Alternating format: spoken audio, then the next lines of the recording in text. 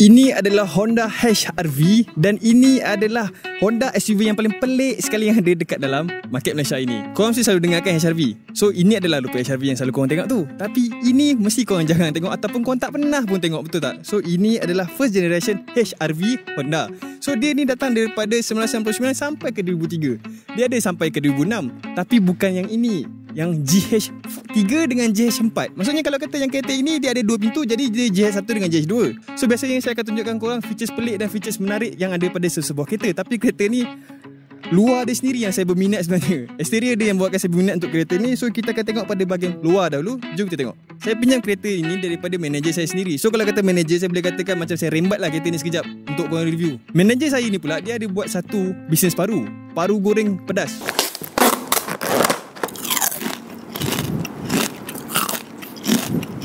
ASMR. So siapa yang berminat dengan paru goreng pedas, saya letakkan nombor di bawah dan korang boleh contact dengan nombor di bawah ni, manager saya sendiri, untuk beli paru. Dan kau boleh rasa betapa sedapnya paru ni. So jom.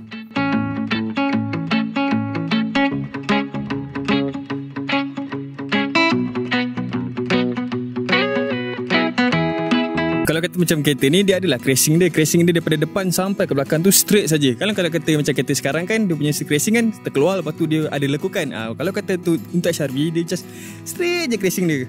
Sampai ke depannya tu. Dia lekukan ke dalam, boleh kata macam reverse crashing macam tu. Lepas tu kereta ni yang special ni adalah dia punya cermin. Cermin yang dekat kereta ni selalunya kita ada, bila nampak besar macam tu, dia akan ada satu lagi potongan macam ni. Macam satu lagi separation untuk dapatkan dua cermin. Tapi kereta ni dia punya cermin memang besar gila pada bahagian belakang ni. Boleh nampak kat sini memang betul-betul besar. Dan untuk depan ni pun boleh kata macam luas juga. SUV boleh katakan besar dia punya cermin untuk masa tu. Sebab memang style pada masa tu cermin-cermin memang luas-luas lah. Even Toyota ke macam Honda yang ni. Tapi yang pelik sekali adalah dia punya ground clearance. Ground clearance yang ada pada kereta ni memang cukup-cukup tinggi. Sebab apa? Dia sebenarnya bukanlah tinggi sangat.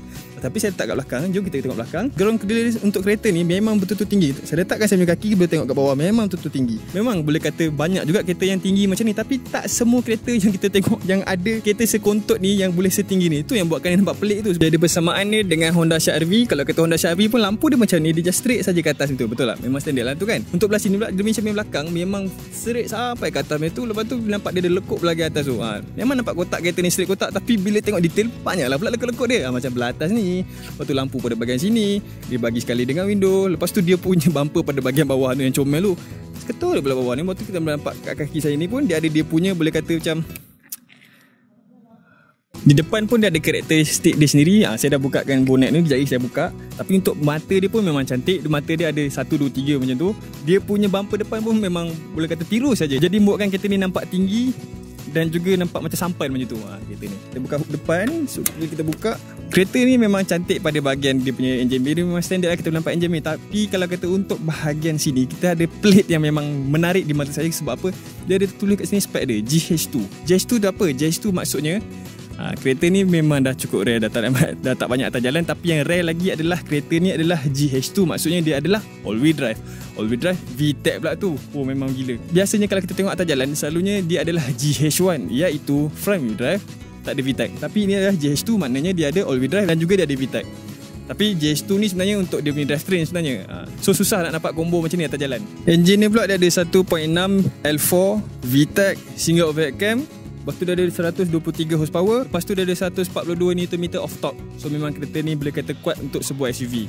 So saya dah tunjukkan ke korang kereta ni. Dia punya bahagian sini pun kita boleh nampak ada 2 pintu, bukan 4 pintu. Kalau 4 pintu GH3 dengan GH4. So saya boleh kata yang kereta ni memang agak ugly. Tapi kereta ni memang sought after. Kalau kata orang-orang yang memang betul-betul suka kereta rare, so kereta macam ni memang orang suka. Jadi kita dah tunjuk pada bahagian luar. Jom kita masuk bahagian dalam pula. Untuk pada bahagian kanan ni standard. Kalau kata kereta kita ni, kita akan ada plastik punya bahagian untuk bahagian sini.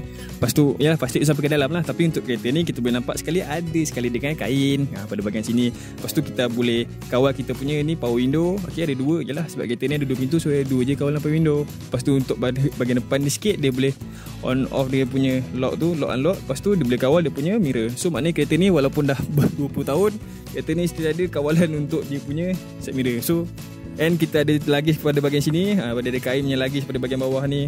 Memang cantik dan kemas. Plastik tu memang ambil keseluruhan kawasan tempat ni lah. Untuk kabin dalam kereta ni, okey, kat luar memang buruk.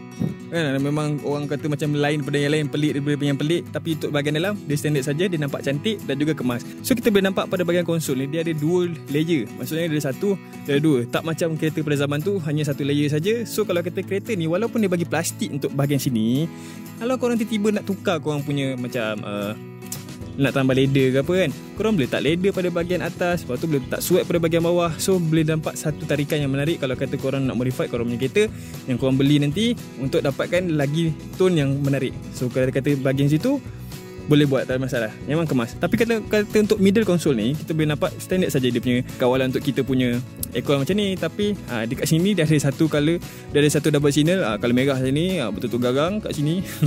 Lepas tu dia ada kat sini kawal kita punya heater pada bahagian belakang tu. Lepas tu kebiasaannya kalau kata kereta-kereta yang ada pada kita punya kereta kan, selalunya kita punya kawalan aircon duduk bawah, infotainment duduk bahagian atas, betul tak? Untuk kereta ni, kita punya kereta kawalan aircon duduk pada bahagian atas.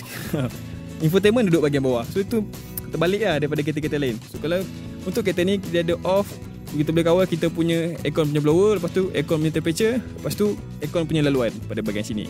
Lepas tu ada AC, ada, tengoklah nak buat sekelip satu kereta. Lepas tu infotainment ni, kereta yang saya review ni dah tukar lah infotainment system dia. So kalau kata kereta yang lain semua standard lah.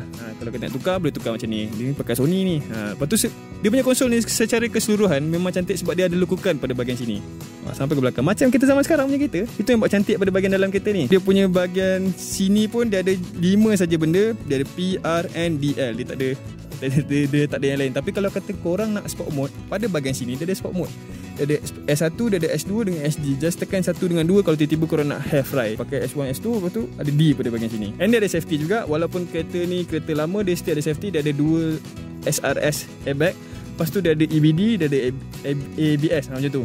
Walaupun kereta ni dah 20 tahun, dia ada semua tu. Seat yang ada kat sini adalah seat standard fabric, color biru. Lepas tu dia ada dia punya tahun 90-an punya standard kereta macam Wira semua. Dia ada dia punya style of finishing macam ni. Lepas tu ada leather sikit pada bahagian sini, Ford leather macam tu.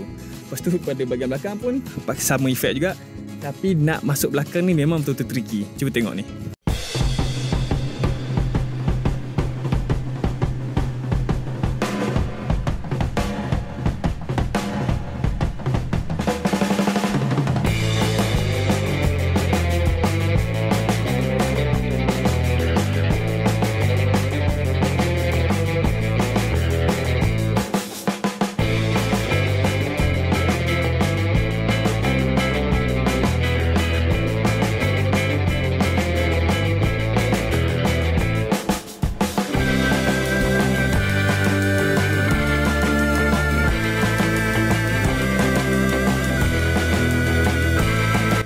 Pelik kan?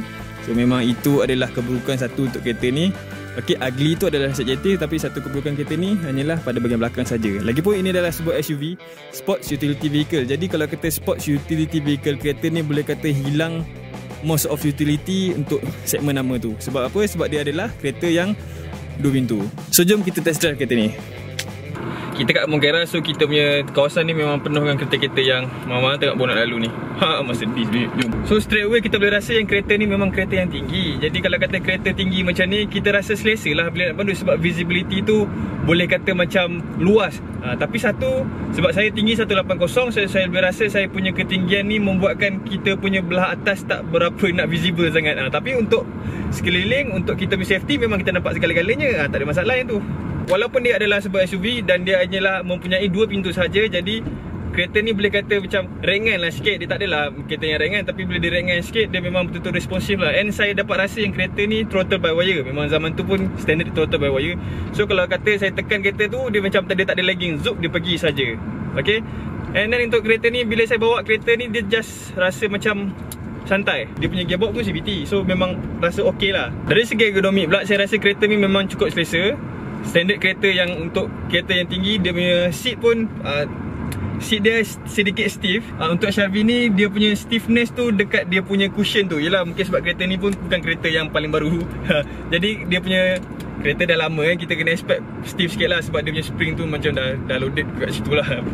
Tapi dari segi suspension, kereta ni okey. Dia sedikit keras. Mungkin sebab owner kereta ni pun memang jaga kereta ni, so dia adalah dia punya maintenance dia. So kereta ni suspension memang cukup. Untuk HRV dia pakai power steering. Jadi untuk power steering, kereta ni pada kelajuan tinggi pun dia still ringan. So kalau sesiapa yang macam dah terbiasa dengan elektronik power steering, kena hati-hati kalau pakai kereta ni, sebab kereta ni menggunakan handling, dia punya steering dia guna power steering.